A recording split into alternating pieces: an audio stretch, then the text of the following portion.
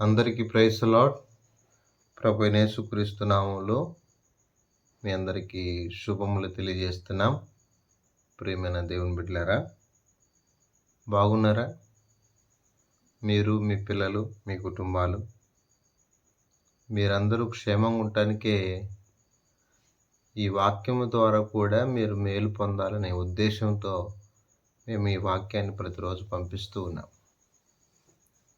దేవుని వాక్యము మన పాదాలకు దీపం లాంటిది, మన త్రోవలకు వెలుగు లాంటిది కనుక ప్రతి దినము కూడా దేవుని వాక్యాన్ని మీ వద్దకు పంపించాలన్న ఉద్దేశంతో ఈ టెక్నాలజీ వాడుకోవడం జరుగుతూ ఉంది.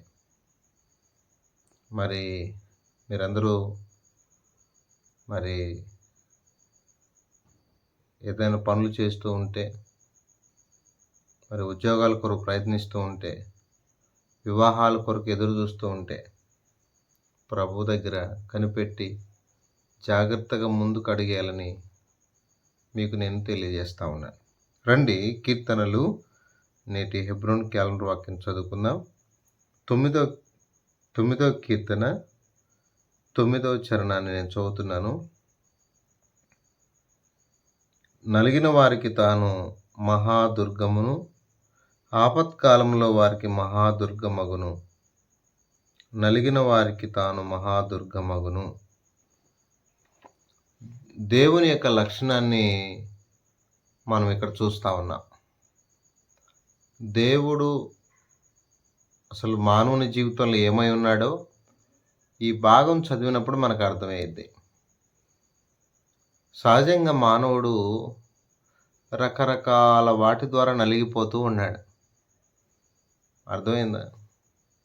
కొందరు వ్యాధుల ద్వారా నలిగిపోతున్నారు, కొందరు ఆర్థిక ఇబ్బందులు నలిగిపోతున్నారు, కొందరు వ్యక్తిగత సమస్యల ద్వారా నలిగిపోతున్నారు, కొందరు శరీర కోరికల ద్వారా నలిగిపోతూ ఉన్నారు. మనోదుఖము ఆత్మను నలిగిపోజేస్తానమాట. అంటే కొందరు అన్నీ ఉండి కూడా దాన్ని అనుభవించలేని స్థితిలో నలిగిపోతున్న పరిస్థితి మనం చూస్తున్నాం. అంటే మానవుడు రకరకాల విధానాల్లో నలిగిపోతున్నాడన్నది నిజం. కొందరు దేవుని కొరకు నలిగిపోతూ ఉంటారు, సంతోషం. దేవుని కొరకు నలిగి అరిగిపోవడం. యేసుక్రీస్తు ప్రభువారు ఉన్నారు. ఆయన ఎంతగా నలిగిపోయాడో, ఎంతగా విరిగిపోయాడో, ఎంతగా చీల్చబడుతూ వచ్చాడో మనకి ఈ విషయాలని బాగా తెలుసు. నా ప్రియ స్నేహితులారా, మంచి విషయాల కొరకు నలిగిపోయి విరిగిపోవడం మంచిదే, అర్థమవుతుందా? భౌతికమైన వాటి కోసం కాదు, కానీ ఆత్మ సంబంధమైన వాటి కోసం మనం ఎంత నలిగిపోయినా పర్లేదు. నలిగిన వారికి తాను మహాదుర్గమగును. ఎవరైతే భూమి మీద మంచి విషయాల కొరకు నలిగిపోయి ఉంటారో వారి విషయంలో దేవుడు న్యాయం తీరుస్తాడు. నేను ఉదాహరణకి రక్తస్రావం గల స్త్రీ అనుకోండి, ఆమె నలిగిపోయింది. ఎలా నలిగిపోయింది? ఎన్నో వైద్యుల దగ్గరికి వెళ్ళింది, తనకున్న అనారోగ్యం చూపించింది, ఎంతో ఇబ్బందులు పడి తిప్పలు పడింది, కానీ తన వ్యాధి పోలేదు, కానీ తన దగ్గర ఉన్న ధనమంతా పోయింది. నలిగిపోలేదా? నలిగిపోయింది. ఇక ఎవరిని ఆశ్రయిద్దామనుకున్నా ఆమెకి ఎక్కడ ఏం ప్రయోజనం లేదు. చివరికి యేసుప్రభు తప్ప. నిజంగా దుర్గము అంటే దాగి ఉండే స్థలం. దేవుడు మహాదుర్గముగా ఆమెను చేర్చుకోగలుగుతూ వచ్చాడు. ఇలా బైబిల్ గ్రంథంలోకి చూస్తే, నేను యోహాను సువార్తలో ఒక మాట మీకు చదివి వినిపిస్తాను, జాగ్రత్తగా ఆలకించండి. యోహాను సువార్త. ఈరోజు చాలా విధాలుగా నలిగిపోతున్న వారిని మనం చూస్తూ ఉన్నాం. సమాజంలో మనం చూస్తున్నాం. దేవుని బిడ్డలారా, ఎన్నో పరిస్థితులు చూస్తున్నాం. యోహాను సువార్త 5వ అధ్యాయం. ఇక్కడ బేతస్తా అనే కోనేటి దగ్గర 38 ఏళ్ళ నుండి ఒక అతను ఉన్నాడు. ఎంత నలిగిపోయి ఉంటాడో. ముందుగానే వ్యాధి. ఇక ఆ వ్యాధి బాగ్గాక తన పరిస్థితి ఎంతో దారుణంగా ఉంది. యేసు ప్రభు ఆ మార్గానికి వెళ్ళాడు. యేసు ప్రభు ఆ ప్రాంతానికి వెళ్ళాడు. మిత్రమా, దేవుని ప్రజలారా, దేవుడు ఆ నలిగిపోయిన వ్యక్తిని ఎంతగా ఆదరించాడంటే మాటల్లో వర్ణించలేము. మాటల్లో చెప్పడానికి వల్లపడదు. దేవుడు తనను స్వస్థపరిచాడు. ఆ స్థితి నుండి దేవుడు తనను లేపాడు. ఇక వాడు కృతజ్ఞత కలిగిన వాడై 5వ అధ్యాయం 14వ వచనంలో అటు తర్వాత యేసు దేవాలయంలో వారిని చూచి, ఇదిగో స్వస్థత నొందితివి, మరి ఎక్కువ కీడుకు నీ కలుక్కున్నట్లు ఇక నువ్వు పాపము చేయకుమని చెప్పగా, ఎక్కడున్నాడు అతను అంటే దేవాలయంలో ఉన్నాడు. అంటే ఎంతో కృతజ్ఞత కలిగి గతంలో నలిగిపోయాడు తనకున్న వ్యాధిని బట్టి. బైబిల్లో ఇంకొక సందర్భాన్ని మీకు చెప్తాను. మార్క్సు వార్తలో ఒక ఆమె రక్తస్రావంతో నలిగిపోతే, ఒక ఆయన తనకున్నటువంటి ఎలా అంటే భయంకరమైన వ్యాధి అనుకోండి. తనకున్న వ్యాధిని బట్టి బా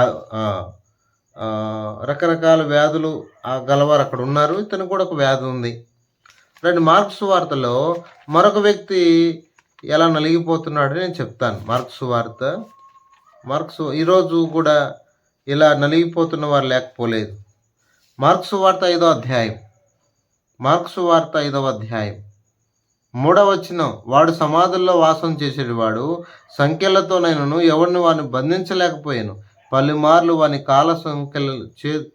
కాళ్ళకును చేతులకు సంఖ్యలు వేసి బంధించినను వాడు ఆ చేతి సంఖ్యలు త్రెంపి, అర్థమవుతుందా? కాల సంఖ్యలను తుత్తినిలు చేసిన కనుక ఎవడునో వాడిని సాధుపరచలేకపోయాను. వాడు ఎల్లప్పుడూ రాత్రింబగలు సమాధుల్లో కొండల్లో కేకలు వేచు తను రాళ్లతో గాయపరుచుకొనుచూను ఉండెను. వాడు దూరం నుండి యేసును చూచి పదుగొట్టుకుని వచ్చి ఆయనకు నమస్కారం చేసి, అంటే సాతాను పట్టింది. సాతాను చేత చాలామంది నలిగిపోతున్నారు. చాలామంది వారి దేహము, వారికి ఉన్నటువంటి పరిస్థితులు అన్నీ నలిగిపోతానే ఉన్నాయి. అయితే నువ్వు ఏ స్థితిలో నలిగిపోయావో, ఏ పరిస్థితులు అయితే ఉన్నావో, రక్తస్రావం గల స్త్రీ స్రావాన్ని బట్టి నలిగిపోయింది.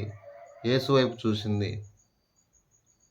యేసు ప్రభువే బెతస్దా కోనే దగ్గరికి వెళ్ళాడు.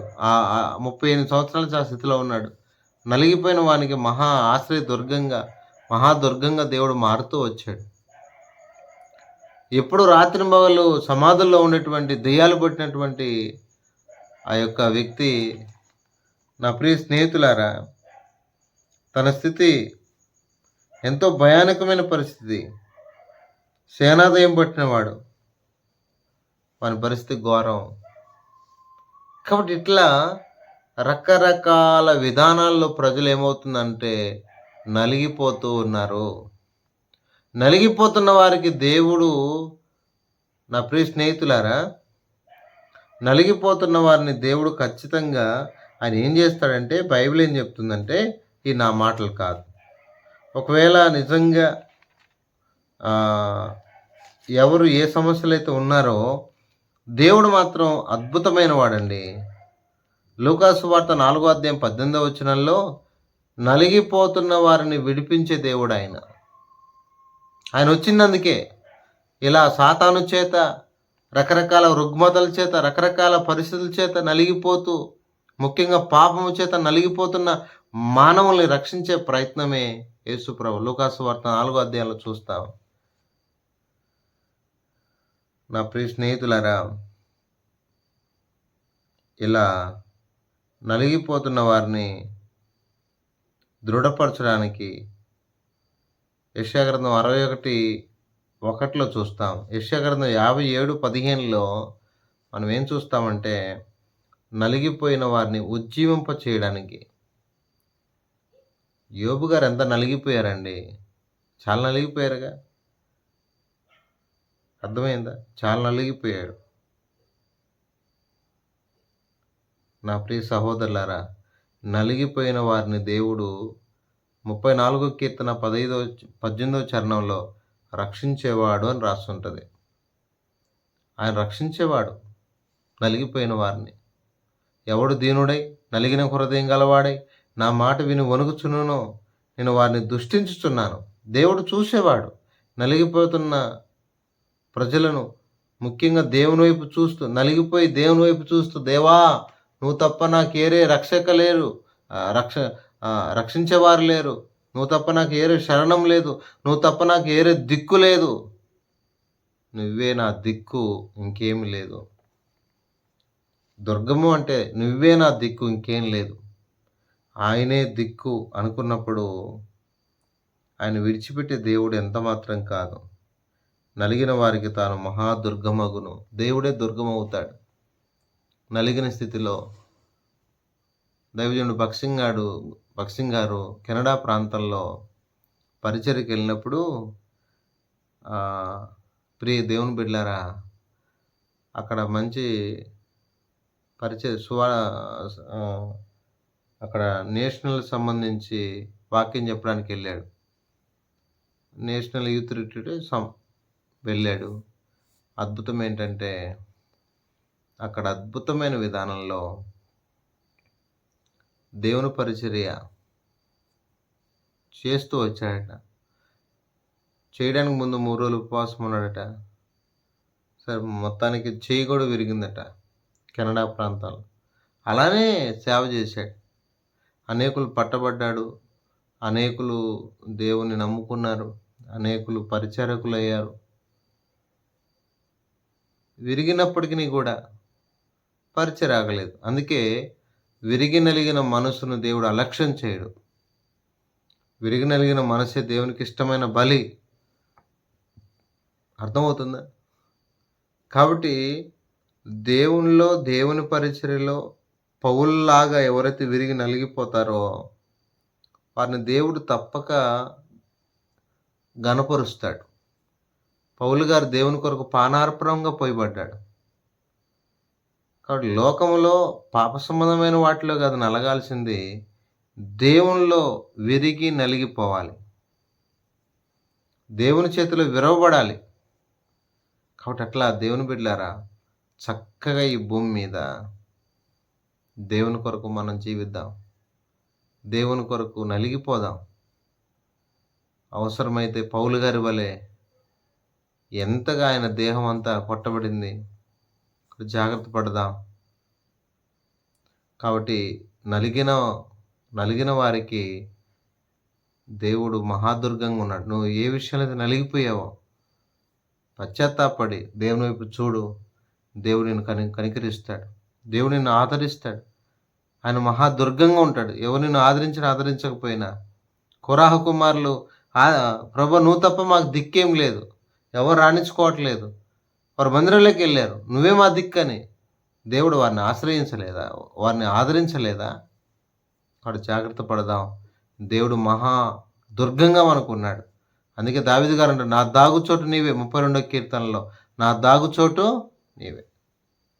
వాడు జాగ్రత్త పడి ఈ భూమి మీద ఏ విషయంలో అయితే నలిగిపోయామో ఆ విషయంలో ప్రభు వైపు చూద్దాం. ప్రభువే మనల్ని ఉజ్జీవింపజేస్తాడు, ప్రభువే మనల్ని దృఢపరుస్తాడు, ప్రభువే మనల్ని రక్షిస్తాడు. ప్రభువే ఇలా చూసుకుంటూ వెళ్తే ప్రభువే మనల్ని విడిపిస్తాడు. ప్రభువే మనల్ని అన్ని విషయాల్లో మనకు న్యాయం తీరుస్తాడు. 10వ కీర్తన 10వ చరణంలో మనం చూస్తే ప్రభువే మనకు న్యాయం తీరుస్తాడు. ఆ విధంగా ప్రభు మనకు సహాయం చేయను కాక ప్రార్థన చేస్తాం. పరిశుద్ధుడైన తండ్రి, కృపగలిగిన దేవ, నీకు ఎంతో వందనాలు. ఇంతవరకు మా మధ్య మీరు ఇచ్చిన ఈ మంచి మాట కొరకు స్తుతిస్తూ, నలిగిన వారికి నువ్వు మహా దుర్గంగా ఉన్నందుకే స్తోత్రాలు. ఏ విషయంలో ఏ విధానాల్లో మా ప్రియులు నలిగిపోతున్నారు ఆ విషయంలో మీరు కనికరించండి ఆయన. భార్య భర్తలకు సమాధానం లేక నలిగిపోతున్నవారు, లోకాశల్లో, రకరకాల సాతాను సంబంధమైన విషయాల్లో, అనారోగ్య సమస్యలు, ఆర్థిక ఇబ్బందుల్లో నలిగిపోతున్న వారు లేకపోలేదు ఉన్నారు. మా ప్రియులకు మీరే ఆశ్రయంగా ఉండండి, మీరు దుర్గంగా ఉండండి, మీరు ఆదరించండి దేవా, మీరు కనికరించండి. అందుకే దావీదుగా నా దాగుచోటు నీవే అన్నాడు. నువ్వు తప్ప మాకు ఎవరున్నారు ప్రభా? రూతుకి ఎవరున్నారు? నువ్వు తప్ప తండ్రి. నువ్వే ఈ భూమి మీద మాకు ఆశ్రయదుర్గం, నీవే. కనికరించి సహాయం చేయమని మా ప్రియులు అట్టి స్థితిలో ఉన్న మా ప్రియులందరినీ కూడా మీరు ఆదరించండి. మీ కృపను కోరుతూ, మీ దయను కోరుతూ యేసు పరిశుద్ధ నామంలో ప్రార్థన చేసి అడిగి వేడుకుంటున్నాము తండ్రి. ఆమేన్.